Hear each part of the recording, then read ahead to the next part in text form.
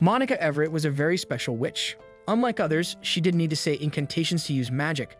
She had once defeated a legendary dragon all by herself. Even though she was incredibly powerful, Monica was extremely shy and had trouble talking to people. One day, she received a secret mission to enter a magic academy and protect the second prince without him knowing. It seemed impossible.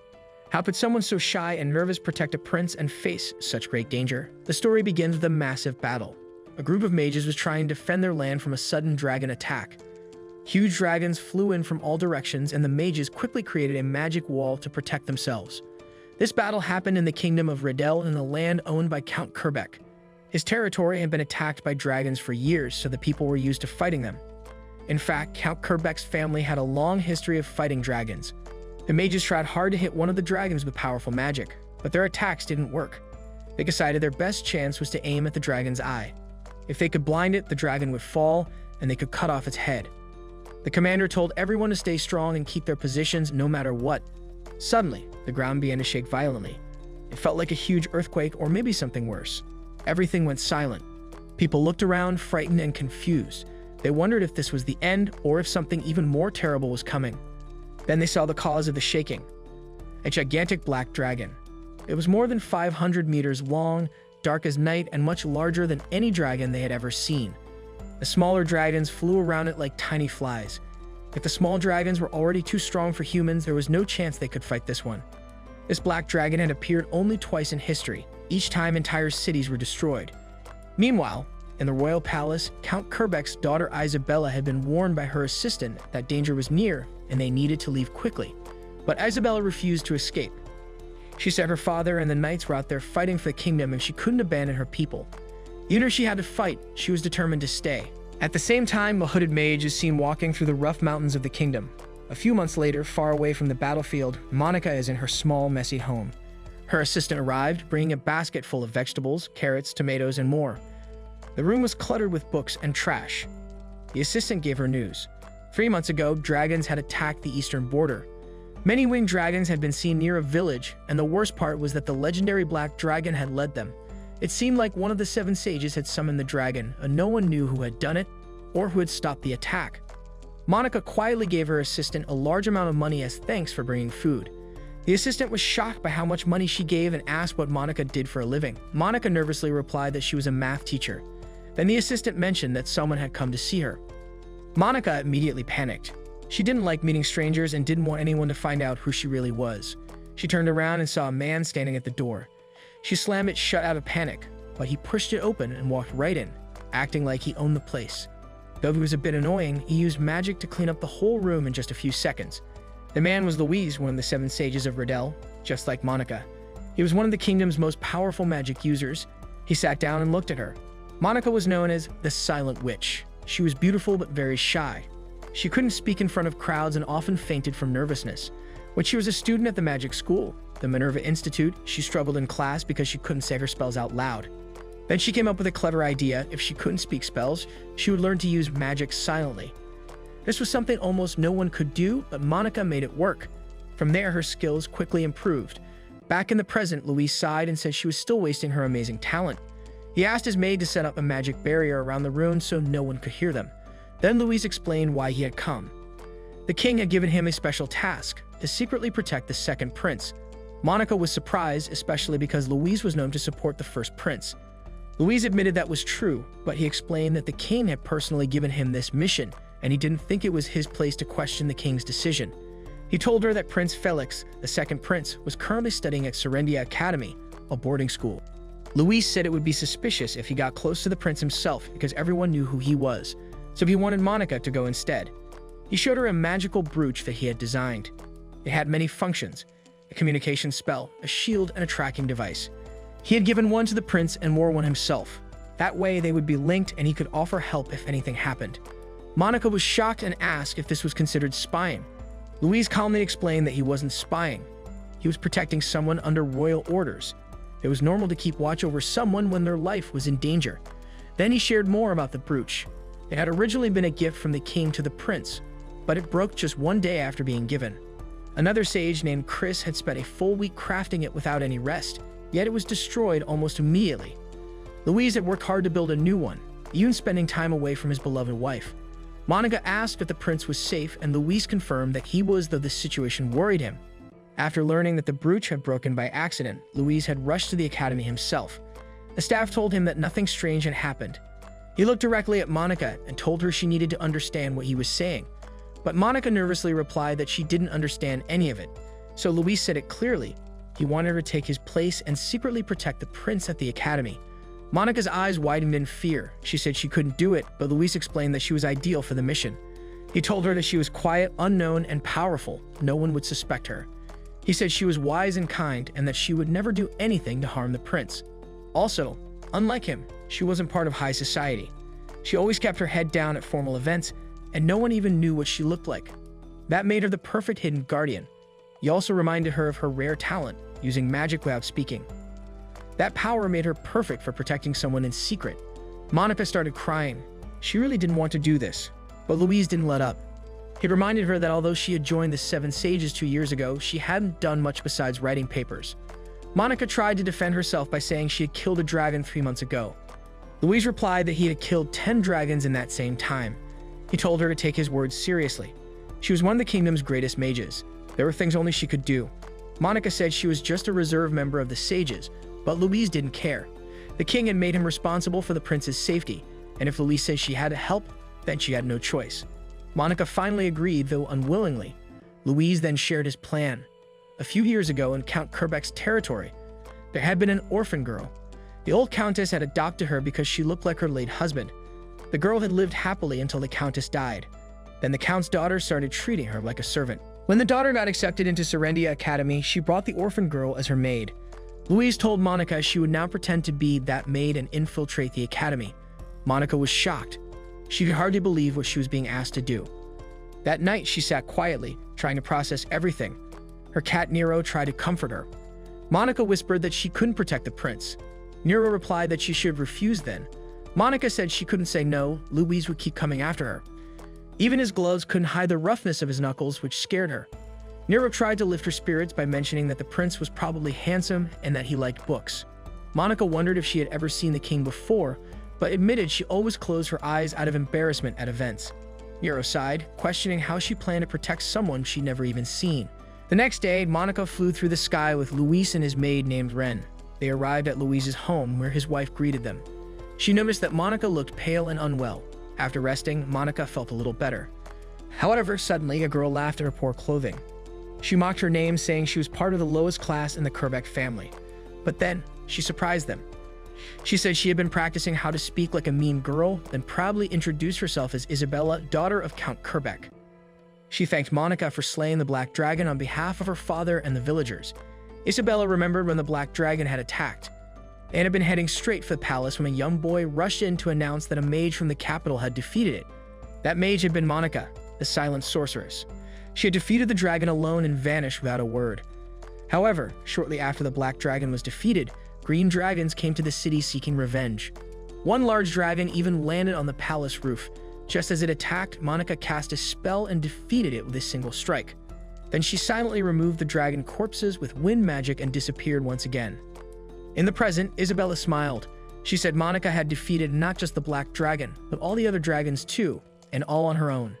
Now that Monica was going undercover at the academy, Isabella promised to act mean to her in public so no one would suspect the truth. All Monica had to do was focus on protecting the prince. The next day, Monica had a dream. In it, her father gave her a measuring tape. She smiled brightly and began measuring everything in their house from tables to windows. She felt proud and excited, like her father's little helper.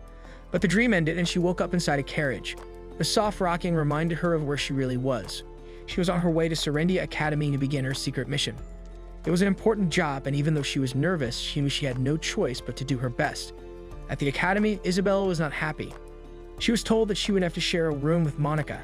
A staff member apologized, thinking Monica might be related to Isabella.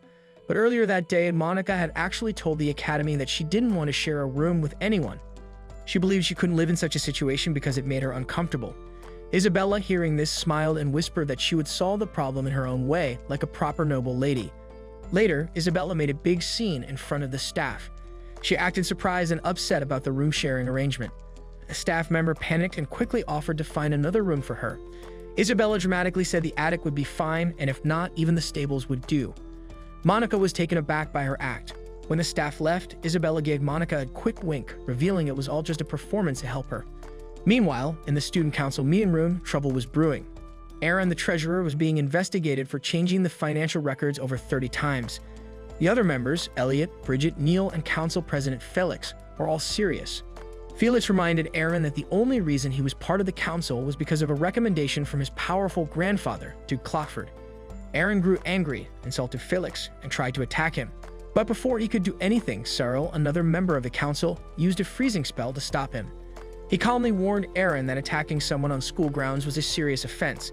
That evening, Isabel was sad she couldn't stay with Monica. She had planned for them to have a tea party together, and now that moment was lost. As she walked through the academy, she saw Aaron being dragged away by the student council. He kept shouting that he was innocent. Isabella saw the group from a distance. She had met most of them before, except for Cyril. The next day in class, the teacher Victor introduced Monica. He reminded the students that Serendia Academy was meant for the elite, the best of the best. Monica remembered her past. She had been bullied before, and now the fear returned. She didn't say anything and quietly took her seat. The other students chatted, but Monica kept to herself. A girl named Lena approached Monica. She asked why Monica wore her hair in braids. Monica quietly replied that she didn't know how to style it any other way. Lana asked where she was from, and when Monica said she came from the city of Lynn, Lana started asking about fashion trends there. But Monica didn't know any. Lana then told her that in the royal capital, the latest trend was something called lipstick. Without waiting, she reached out and began styling Monica's hair. She told her not to move. When Lana finished, she showed Monica her reflection in a mirror. Monica was shocked. She hadn't said a single word during the makeover, but her appearance had completely changed. Later, Monica wandered through the academy, trying to stay unnoticed. She thought about what would happen if she failed her mission. Lewis, her superior, had warned her not to make mistakes. She had to try harder. She found a quiet spot and checked her lunch, a small portion of food. Just then, she bumped into someone. It was Prince Felix. Monica quickly tried to turn around, but Elliot suddenly appeared. He grabbed her arm and accused her of being a spy. She dropped her meal and, in the confusion, fell to the ground. Felix told Elliot to let her go. After learning that she was a new student, Felix kindly picked up her food, handed it back to her, and called her a shy little squirrel. While Monica was trying to thank Felix, something suddenly fell toward them from above. But Monica quickly used her magic to protect them. Elliot ran off to check what had happened. Felix then turned to Monica to ask if she was okay. However, Monica collapsed and passed out. When she woke up, Selma, a girl from the health committee, was by her side. She said Monica could return to her dorm after calming down. Back in her room, Monica lay on her bed, exhausted. Her talking cat Nero asked how her day went. Monica felt like everything had gone wrong. She almost cried. Nero told her not to give up and even suggested using mind control magic. But Monica refused. She believed the kind of magic was too dangerous and unfair to use on others. Monica felt guilty.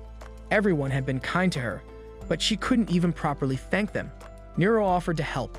He turned into a human to show he could be useful. But Monica screamed and ran away, startled by his transformation. Just then, they noticed a strange man hanging around the dorm area. Nero guessed that this person might be targeting the prince. Monica was shocked. She told Nero she had already met Prince Felix. That night, Monica dreamed about her father and the research he used to do. She asked if his research had been finished when he completed some formulas. But her father had only completed a small part. The research was huge and not many people found it useful, which surprised Monica because he had worked so hard. After waking up, Monica washed her face and looked at herself in the mirror. She realized she had never really cared for her hair before. She asked Nero what he didn't think was useless. Nero thought she was getting philosophical and proudly said he knew the word philosophy, asking her to praise him. He added that enjoying pointless things made life better since life is full of meaningless moments anyway. He quoted a writer named Dustin Gunther who wrote something similar in a novel. But Monica had been fighting hard just to survive, so she couldn't understand how to enjoy meaningless things. Then she remembered something her father said, the greater the challenge, the greater the joy. She realized she needed to challenge herself more, so she went to class and tried to talk to Lana. Lana was surprised to see Monica's new look and asked what happened. Monica said she had tried to fix her hair like Lana did the day before but couldn't do it right. She thanked Lana for helping her yesterday, but Lana said she didn't want anything in return like a headband. Monica then asked Lana to teach her how to do her hair properly. Lana laughed and Monica felt embarrassed but happy when Lana told her to sit down so she could help. Lana explained that the comb she used came from Ambiel and was decorated with tiny gemstones. But then she stopped and said her stories were boring and always sounded like rich girl talk. Monica admitted her own stories were boring too because they were all about numbers. Lana laughed and said that was strange but fun, and Monica laughed with her. When Monica saw her new hairstyle in the mirror, she was amazed. The way the braid was placed and the angle made a huge difference. Her hair looked beautiful, but Lana told her it wasn't about numbers, it was about feeling. Just then, Elliot entered the classroom. Everyone was shocked except Monica, who became very nervous and tried to hide. Elliot found her hiding and teased her, calling her a shy little squirrel. Monica told him she was human and felt very embarrassed. Elliot told her to be quiet and follow him. He brought her to the student council office, where Felix apologized for calling her over so suddenly. He introduced himself as the president of the student council. Monica remembered Lewis once told her this wasn't a good way to meet people. She thanked Felix, which surprised him. He said he didn't think he had done anything worth thanking. She told him it was for picking up her food and giving it back to her, but he told her not to worry about it. Then she asked him why he had been sneaking around the dorm last night. Elliot was surprised. This was the first time he had heard about it. Monica explained that she had seen someone from her window who looked like him, but the person had a hood and she couldn't see his face. Felix argued that a lot of people had the same body shape, but Monica quickly grabbed some chalk and started writing on the board. She explained that the person in the hood had the golden ratio. She was good at estimating sizes and measurements just by looking, and she described the person's body with exact details. She said his head had a width-to-height ratio of 1 to 1.618, a ratio many people believe is the most beautiful. Even though the person was wearing clothes, Monica said she could tell where his navel was by the length of his legs. She also claimed that both Felix and the hooded person had the same upper to lower body proportions that matched the golden ratio. After talking so much, Monica suddenly realized she might have said too much and looked embarrassed. But Felix calmly confirmed that all her measurements were correct. As expected, she really was just a harmless little squirrel. Felix said that if Monica were really an assassin, she wouldn't have done nothing when they were alone or talked so openly like that. Monica brought up the flower pot incident, suggesting maybe it just fell by accident. Felix explained that Aaron had been locked in the dorm and would be expelled soon. There had also been another incident where a wooden board almost fell on Felix. Aaron hinted that he had helped, so they set a trap in the backyard to catch the real culprit. That's when Monica realized they suspected her of being the assassin. Elliot even asked her to confess, but Monica wasn't the one responsible. Elliot then asked her to help find the real attacker, and she had no choice but to accept. Afterwards, Monica cried while hugging Nero, her talking cat. Nero commented that it was a big problem. She was being mistaken for an assassin when she was supposed to be Felix's bodyguard. Monica sat on the floor crying, wishing she could return to her quiet mountain hut. She called herself a useless recluse. Nero, her small magical companion, agreed she was a bit hopeless, but gently patted her with his paws to comfort her. While cuddling her, he reminded her that she still needed to find out who was targeting the prince. As she looked at the broken flower pot from before, a thought struck her. Whoever threw it must have been on the top floor. Heading toward the stairs, Monica overheard some girls teasing Selma, saying that Aaron might be leaving school because of a sudden illness. Selma had been devoted to him, but now it seemed their engagement was going to be called off. Monica watched silently, but Lana spotted her and quickly pulled her away, pushing through the group of girls. Lana politely asked if they could pass, but one girl, Caroline Simmons, sneered at them. She claimed Lana should have greeted her first because her family was more prestigious.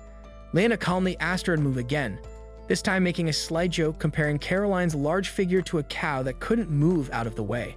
Enraged, Caroline shoved Lana, who accidentally bumped into Monica, causing her to fall backward down the stairs. Time seemed as slow as Monica fell. She thought about using magic to stop herself but worried it would draw attention. She noticed the slope of the stairs and got an idea. If she used a protective barrier to flatten the steps, she could slide down instead of crash.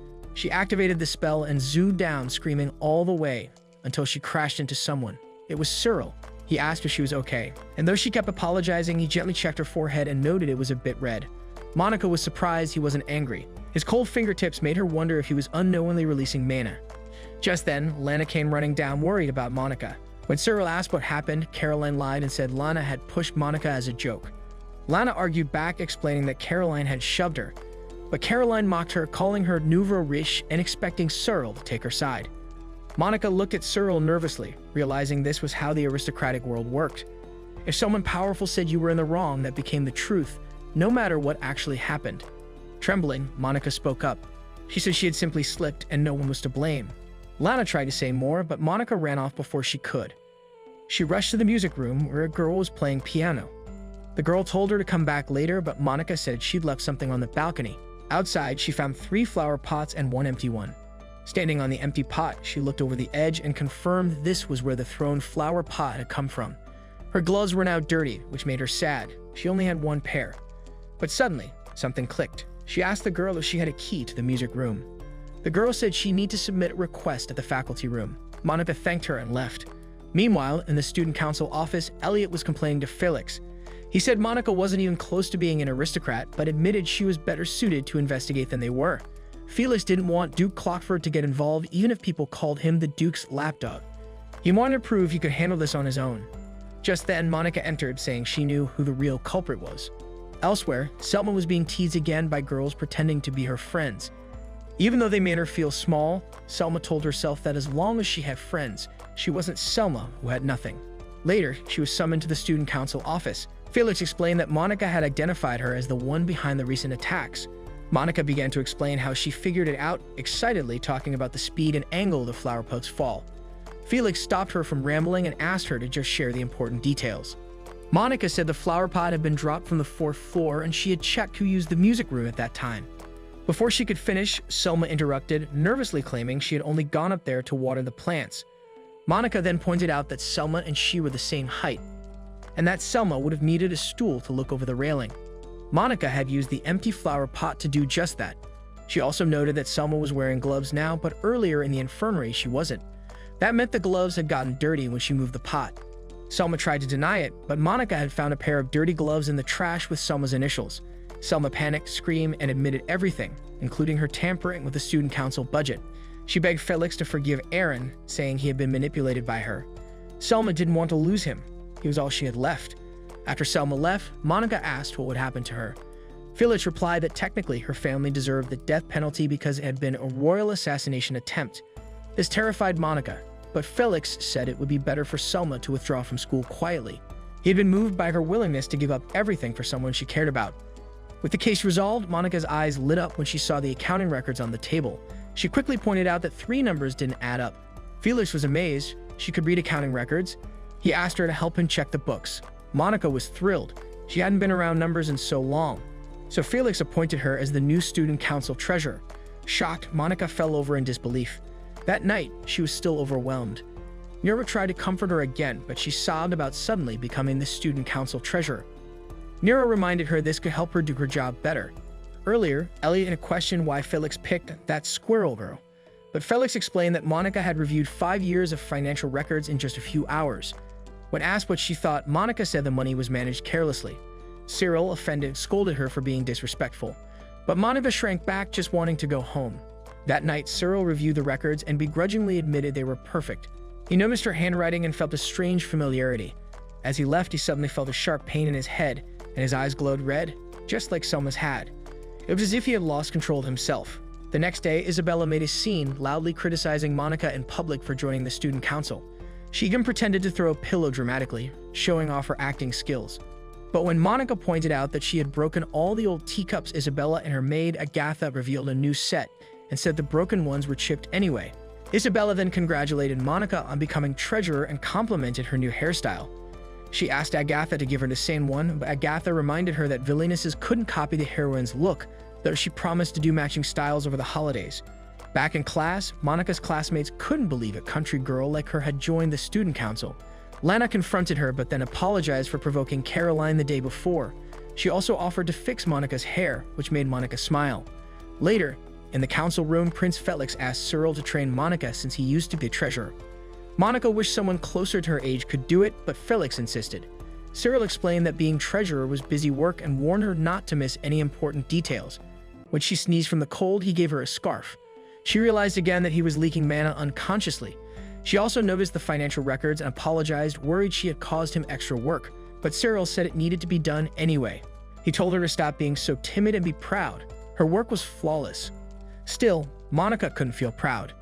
She remembered a boy from her past who thought she looked down on him. Cyril then said he hated the word can't. He told her that he'd already investigated the staircase incident and now knew the truth. Caroline Simmons would be punished and had to write a formal apology. He admitted Monica had been very hard to read, but he eventually figured it out. Monica wondered if all nobles were like him. Cyril told her to speak louder.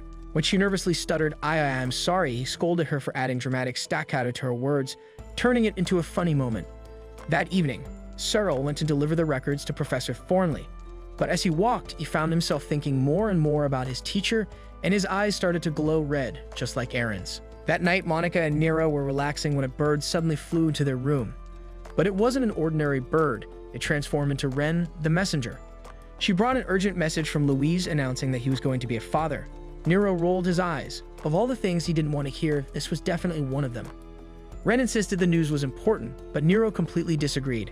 Then Wren handed Monica a letter. Louise had written that since Monica wasn't great at giving verbal reports, she should send him updates in writing instead. Suddenly, Wren sensed a huge surge of ice mana coming from behind the boys' dormitory. Concerned and curious, they rushed outside to investigate.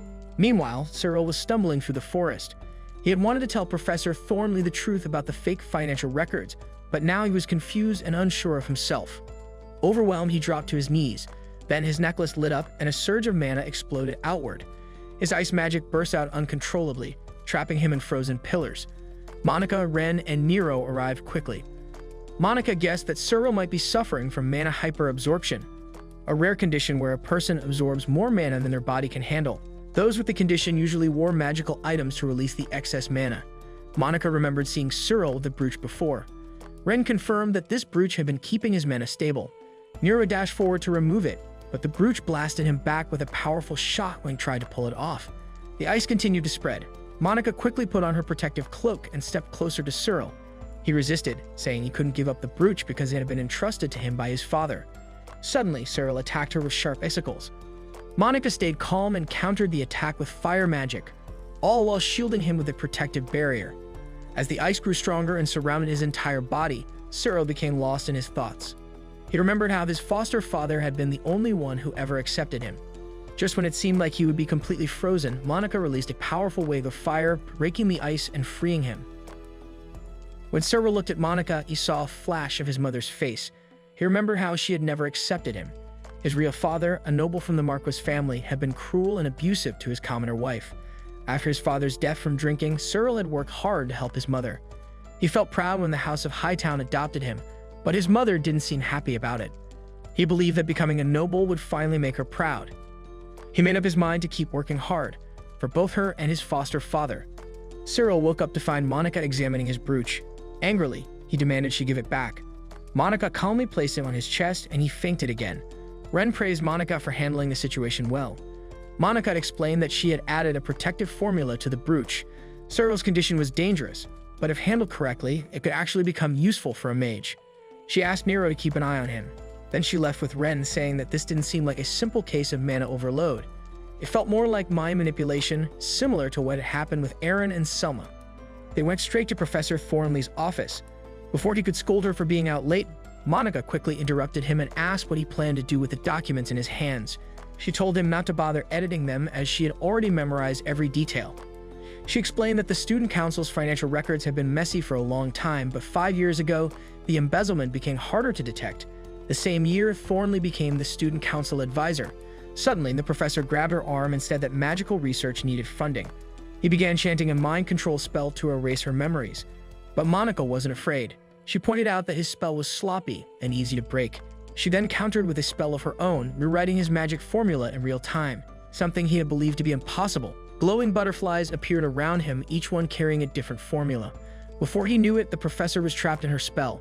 For the next 24 hours, he would be stuck in a dream world of her creation.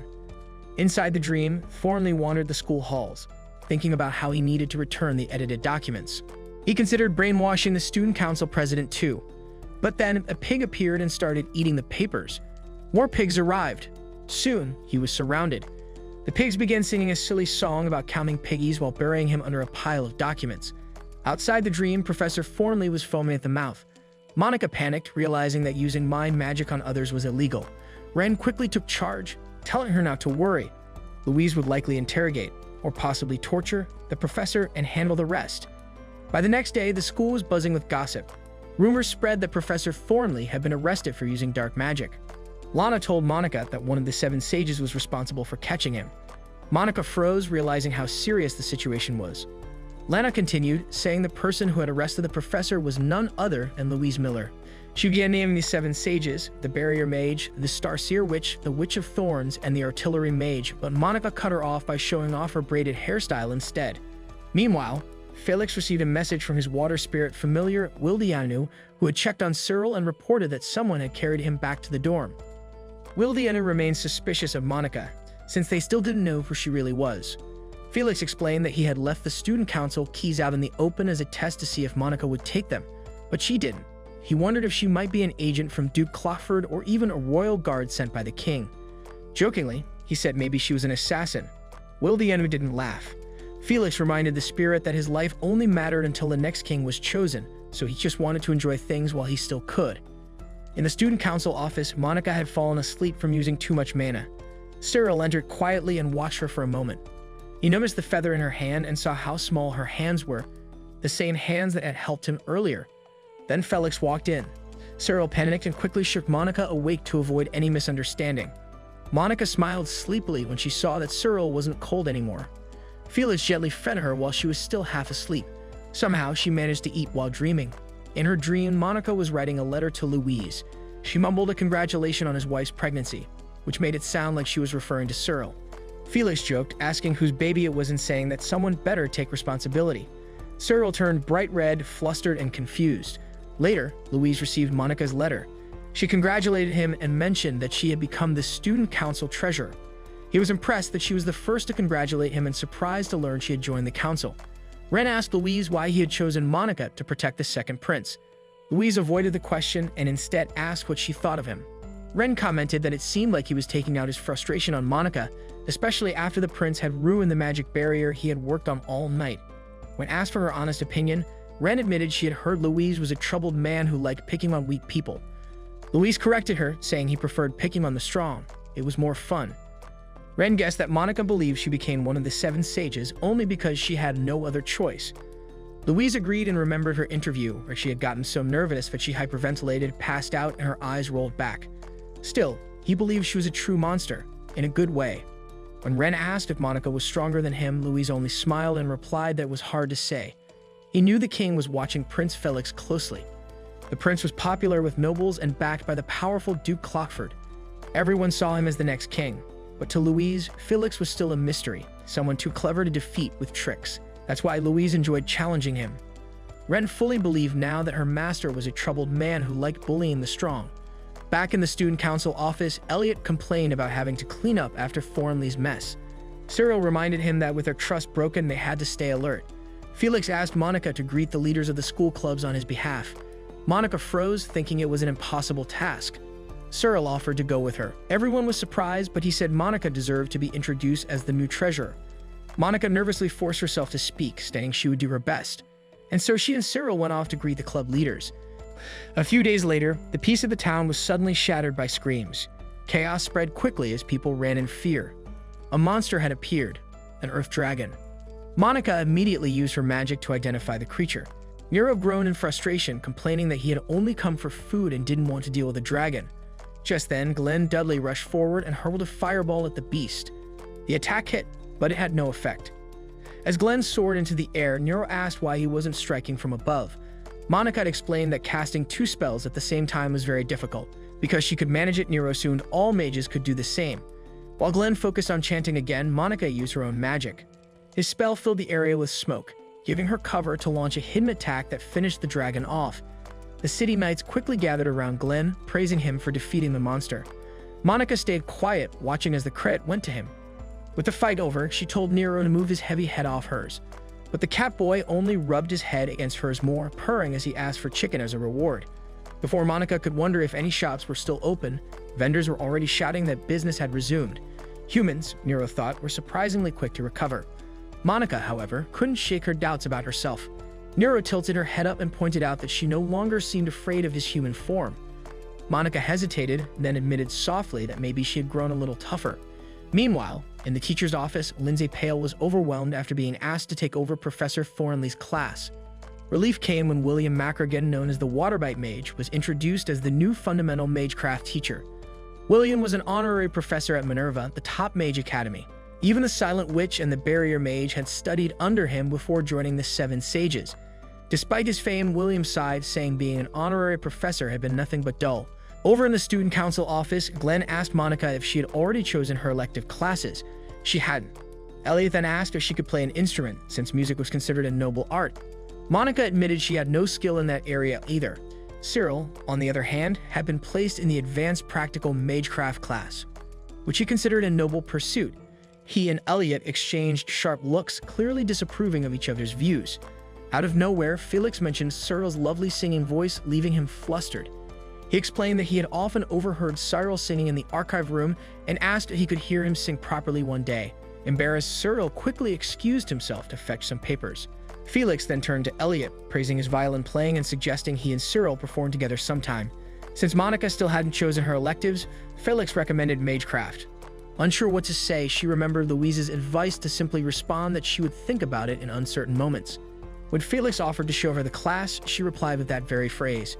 Taking it as agreement, Felix said he would fetch her the next day, and so the following morning Monica walked quietly beside him. She asked if he also practiced magecraft, but Felix admitted he had no talent for it. Soon after, they encountered Neil and Glenn. Glenn looked delighted to meet the prince, and Monica recognized him as the one who had defeated the Earth Dragon.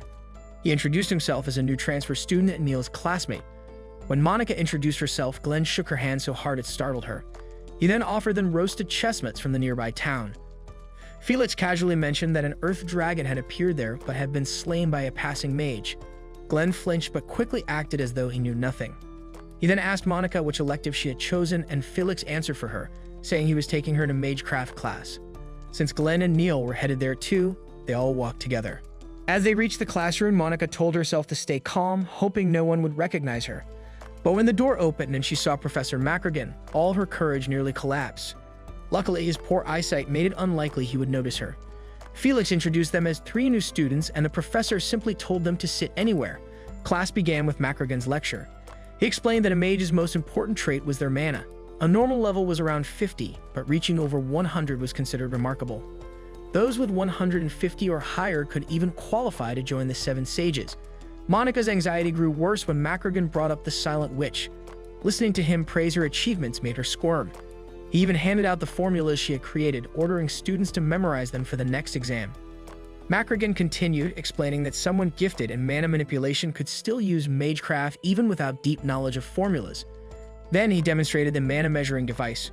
Placing his hand on it, the crystal glowed blue with a reading of 160, showing his water affinity. Now it was the student's turn. Glenn's eyes lit up with ambition. If his mana was high enough, this could be his first step toward becoming one of the 7 sages. However, Monica remembered the last time she measured her power. It was 202, and she was still growing. While the other students lined up to measure theirs, Monica hid by the side. Just as she was about to slip away, Professor Macragan noticed her. He felt that she looked familiar. Before he could approach her, the device suddenly cracked under Glenn's overwhelming mana. Macragan groaned about the costs of repairing it, and in the commotion, Monica quietly slipped away. At a safe distance, she recalled the reading. Glenn's mana level was over 250. Even among the 7 sages, only 2 people had ever reached such a level. Suddenly, someone shouted, "I lost."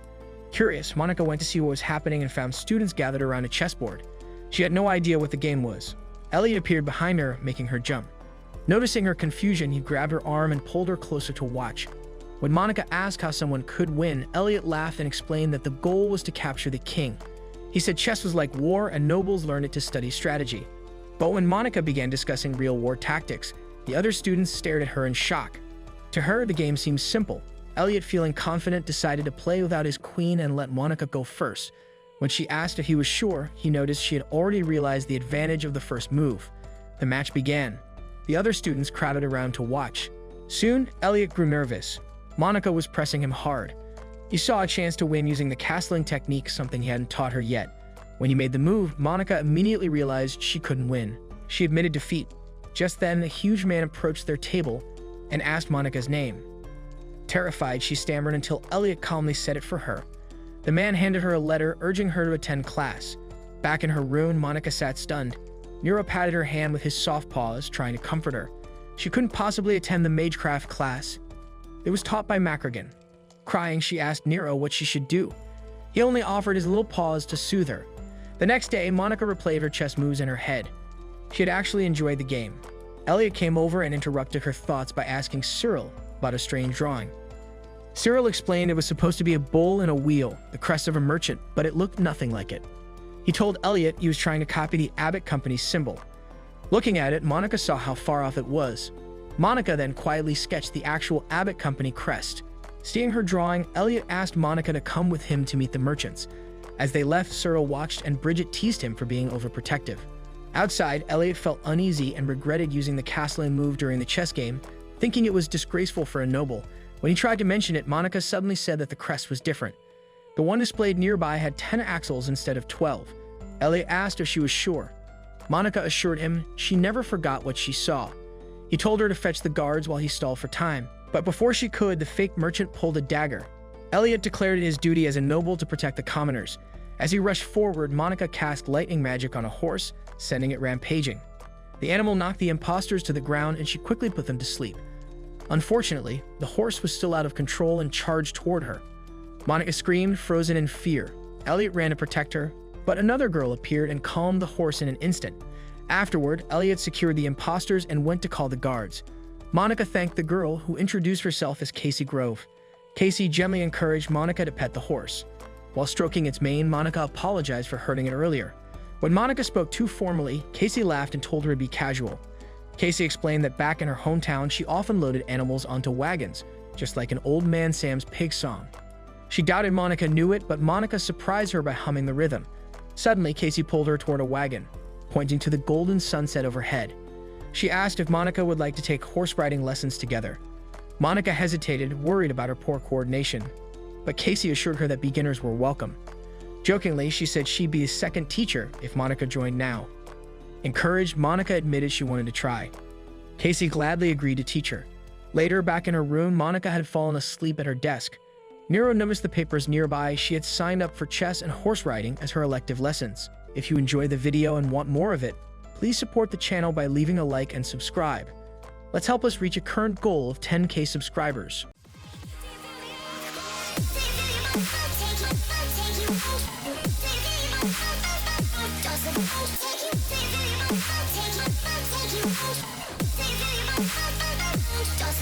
Take you